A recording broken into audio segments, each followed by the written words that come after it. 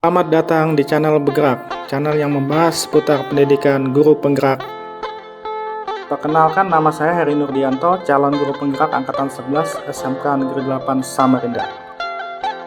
Koneksi antar materi modul 2.1 pembelajaran berdiferensiasi. Buatlah kesimpulan tentang apa yang dimaksud dengan pembelajaran berdiferensiasi dan bagaimana hal ini dilakukan di kelas. Pembelajaran berdiferensiasi merupakan pembelajaran yang menyesuaikan dengan kebutuhan masing-masing individu siswa. Membelajarkan sesuai kebutuhan siswa, bukan sesuai keinginan guru. Pembelajaran berdiferensiasi memungkinkan guru untuk memberi peserta didik dukungan yang mereka butuhkan, yang sangat mungkin berbeda-beda satu sama lain. Implementasi pembelajaran berdiferensiasi di dalam kelas. Agar dapat menerapkan pembelajaran berdiferensiasi di dalam kelas, guru harus memahami kebutuhan belajar murid dan strategi penerapan pembelajaran berdiferensiasi. Guru harus paham capaian pembelajaran dan tujuan pembelajaran, agar dapat menentukan bagaimana ia dapat membantu siswa untuk mencapainya. Agar dapat melakukan pembelajaran berdiferensiasi, guru harus memahami tujuan pembelajaran, mengetahui dan merespon kebutuhan belajar murid, menciptakan lingkungan belajar yang mengundang murid untuk belajar, melakukan manajemen kelas yang efektif, melakukan penilaian berkelanjutan, memetakan kebutuhan belajar murid melalui 3 tahapan. Pertama, kesiapan belajar murid, yang kedua, minat murid, yang ketiga, profil belajar murid.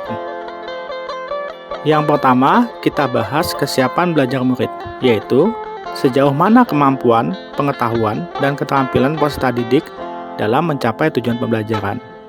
Pengetahuan dan keterampilan awal apa yang sudah dimiliki oleh peserta didik terhadap materi pelajaran yang akan dibahas. Guru perlu bertanya apa yang dibutuhkan oleh peserta didiknya, sehingga mereka dapat berhasil dalam pelajarannya. Sekarang kita bahas di bagian yang kedua, yaitu minat murid. Minat murid adalah keadaan mental yang menghasilkan respon terarah kepada suatu situasi atau objek tertentu yang menyenangkan dan memberikan kepuasan diri. Cara yang dapat dilakukan oleh guru untuk menarik minat peserta didik yaitu menciptakan situasi pembelajaran yang menarik perhatian peserta didik, misalnya dengan humor, menciptakan kejutan-kejutan, dan lain sebagainya. Masih di bagian minat murid, di mana kita bisa menciptakan konteks pembelajaran yang dikaitkan dengan minat individu peserta didik. Kemudian bisa mengkomunikasikan nilai manfaat dari apa yang dipelajari peserta didik. Kemudian menciptakan kesempatan-kesempatan belajar di mana peserta didik dapat memecahkan persoalan. Contoh penerapan pembelajaran sesuai minat murid. Dalam kasus ini, Bapak Heri ingin mengajarkan murid-muridnya keterampilan membuat tag prosedur. Setelah selesai mendiskusikan tentang apa dan bagaimana membuat tag prosedur, Bapak Heri meminta murid berlatih membuat sendiri tag prosedur tersebut. Setiap murid diperbolehkan untuk menulis dengan topik sesuai dengan minat mereka. Ada yang memiliki minat terhadap memasak, boleh membuat tag prosedur tentang bagaimana cara memasak makanan tertentu. Murid yang memiliki minat terhadap kerajinan tangan, boleh membuat tag prosedur tentang membuat sebuah produk kerajinan tangan tertentu, dan sebagainya. Keterampilan yang dilatih tetap sama, yaitu membuat tag prosedur, walaupun topiknya mungkin berbeda-beda. Sekarang kita bahas di bagian ketiga, yaitu profil belajar. Profil belajar mengacu pada cara-cara bagaimana kita sebagai individu paling baik belajar. Dan ini berkaitan dengan beberapa faktor. Pertama, preferensi terhadap lingkungan belajar. Kedua, pengaruh budaya. Ketiga, preferensi gaya belajar, yaitu visual, auditory, atau kinestetik. Yang keempat adalah preferensi berdasarkan kecerdasan majemuk. Contoh penerapan pembelajaran sesuai minat murid. Dalam kasus ini, Pak Heri akan mengajar pelajaran IPA dengan tujuan pembelajaran yaitu agar peserta didik dapat mendemonstrasikan pemahaman mereka tentang habitat makhluk hidup. Berdasarkan identifikasi yang ia lakukan, Pak Heri telah mengetahui bahwa sebagian peserta didiknya adalah pembelajar visual, sebagian adalah pembelajar auditory, dan sebagian lagi pembelajar kinestetik. Untuk memenuhi kebutuhan belajar peserta didiknya tersebut, Pak Heri lalu memutuskan untuk melakukan beberapa hal berikut ini. Saat mengajar, Pak Heri menggunakan banyak gambar atau alat bantu visual saat menjelaskan. Menyediakan video yang dilengkapi penjelasan lisan yang dapat diakses oleh peserta didik, membuat beberapa pojok belajar atau display yang ditempel di tempat-tempat berbeda untuk memberikan kesempatan peserta didik bergerak saat mengakses informasi. 3 strategi penerapan pembelajaran berdiferensiasi. Pertama, berdasarkan konten. Yang kedua, proses. Yang ketiga, produk. Guru dapat melakukan salah satu atau kombinasi di antara ketiganya yang pasti.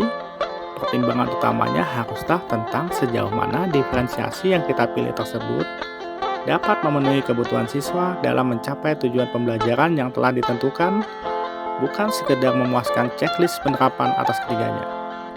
Baik, kita akan bahas strategi penerapan diferensiasi yang pertama, yaitu diferensiasi konten. Cara membuat konten pelajaran berbeda, yaitu menyesuaikan bagaimana konten yang akan diajarkan atau dipelajari itu akan disampaikan oleh guru atau diperoleh oleh peserta didik berdasarkan kesiapan, minat, dan profil atau gaya belajar yang dimiliki oleh masing-masing peserta didik. Ada yang visual, ada yang auditory atau kinestetik, atau konten multimoda berupa infografis, gambar, diagram, tabel, teks, audio, musik, video, observasi lingkungan. Yang kedua adalah diferensiasi proses. Yang dimaksud dalam proses pada bagian ini adalah kegiatan yang dilakukan peserta didik di kelas. Kegiatan yang dimaksud adalah kegiatan yang bermakna bagi peserta didik sebagai pengalaman belajarnya di kelas, bukan kegiatan yang tidak berkorelasi dengan apa yang sedang dipelajarinya. Dalam diferensiasi proses, strategi yang dapat dilakukan adalah pertama, diskusi dengan pertanyaan yang berbeda level kesulitannya. Kedua, diskusi dengan pertanyaan yang berbeda sesuai minat peserta didik. Yang ketiga, diskusi dengan chatting di media online, podcast, talkshow. Keempat, tutor sebaya menjelaskan teman yang kesulitan. Kelima, tutor sebaya memiliki minat yang sama. Keenam, tutor sebaya di kelompok besar, kelas kecil, kelas individu, lewat video, gambar, dan lagu. Diferensiasi proses dapat juga dilakukan dengan strategi permainan, yaitu role play, bermain drama, think, fire, share, jigsaw experts group berdasarkan minat, dadu berpikir yang berbeda pertanyaan sesuai dengan minat peserta didik, pameran berjalan atau galeri walk. Diferensiasi proses dapat juga dilakukan dengan aktivitas yang sifatnya critical thinking, yaitu peserta didik membandingkan dan menganalisis kalimat ungkapan dengan berbagai cara yang dapat dipilih.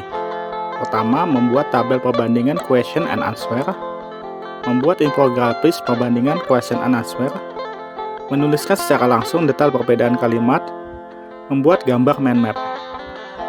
Sekarang kita akan bahas di bagian ketiga, yaitu diferensiasi produk. Biasanya produk ini merupakan hasil akhir dari pembelajaran untuk menunjukkan kemampuan pengetahuan, keterampilan, dan pemahaman peserta didik setelah menyelesaikan satu unit pelajaran atau bahkan setelah membahas materi pelajaran selama 1 semester. Produk sifatnya sumatif dan perlu diberi nilai. Dalam diferensiasi produk, guru juga perlu menentukan kriteria penilaian dalam rubrik, sehingga peserta didik tahu apa yang akan dinilai dan bagaimana kualitas yang diharapkan dari setiap aspek yang harus dipenuhi mereka. Guru juga perlu menjelaskan bagaimana peserta didik dapat mempresentasikan produknya, sehingga peserta didik lain juga dapat melihat produk yang dibuat. Berikut adalah contoh produk yang dapat berdiferensiasi. Pertama, ada infografis. Kedua, gambar atau lukisan. Ketiga, diagram. Keempat, tabel. Kelima, teks. Keenam, audio atau rekaman suara. Ketujuh, musik. Kedelapan, video. Kesembilan, hasil observasi lingkungan. Dan kesepuluh ada diorama. Berikut adalah contoh diferensiasi produk. Pertama, peserta didik membuat produk teks deskripsi mereka sendiri dengan berbagai cara. Misal, poster tentang benda favorit murid, komik pembelajaran membicarakan topik deskriptif atau video deskriptif. Pertanyaan kedua, jelaskan bagaimana pembelajaran berdiferensiasi dapat memenuhi kebutuhan belajar murid dan membantu mencapai hasil belajar yang optimal. Dengan memperhatikan perbedaan individu, pembelajaran berdiferensiasi dapat membantu setiap murid belajar dengan cara yang paling efektif bagi mereka. Pembelajaran berdiferensiasi dapat membantu murid mencapai hasil belajar yang optimal dengan menerapkan 3 strategi pembelajaran diferensiasi, yaitu diferensiasi konten, bahwa guru perlu menyesuaikan konten atau materi pelajaran dengan kebutuhan belajar murid yang beragam. Selanjutnya, diferensiasi proses bahwa proses belajar yang bervariasi disesuaikan dengan kebutuhan murid. Proses ini mengacu pada bagaimana murid memahami dan memaknai apa yang terjadi. Dan diferensiasi produk bahwa guru memodifikasi tagihan produk yang akan dihasilkan murid disesuaikan dengan konten yang dipelajari dan proses yang telah terlewati. Pertanyaan ketiga, jelaskan pula bagaimana Anda melihat kaitan antara materi dalam modul ini dengan modul lain di program pendidikan guru penggerak. Keterkaitan antar modul 2.1 dan modul 1.1. Keterkaitan antara materi dimulai dari salah satu filosofi Ki Hajar Dewantara adalah sistem Among, di mana guru harus menuntun murid untuk berkembang sesuai dengan kodrat alam dan kodrat zaman. Hal ini sesuai dengan pembelajaran berdiferensiasi, bahwa guru harus melakukan pemetaan kebutuhan belajar murid yang sangat kompleks. Untuk itu, guru harus memiliki nilai mandiri, reflektif, kolaboratif, inovatif, dan berpihak pada murid sebagai modal dalam mengimplementasikan pembelajaran yang berpusat pada murid. Keterkaitan antara modul 2.1 dan modul 1.2. Guru penggerak memiliki peran yang mendukung dalam pembelajaran berdiferensiasi. Adapun peran tersebut adalah menjadi pemimpin pembelajaran, menggerakkan komunitas praktisi, menjadi coach bagi guru lain, mendorong kolaborasi antara guru, serta mewujudkan kepemimpinan murid. Juga guru penggerak memiliki visi untuk melakukan perubahan positif dalam pembelajaran berpihak pada murid dengan strategi inquiry apresiatif atau IA, yaitu pendekatan manajemen perubahan yang kolaboratif dan berbasis kekuatan. Perubahan yang dilakukan melalui pembelajaran berdiferensiasi. Kaitan antara modul 2.1 dan modul 1.4. Pembelajaran berdiferensiasi membentuk budaya positif di sekolah.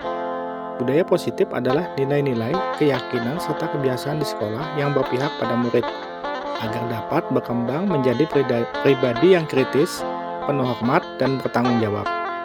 Budaya positif tidak dapat berdiri sendiri dalam budaya ajar, tetapi terintegrasi dalam pembelajaran berdiferensiasi.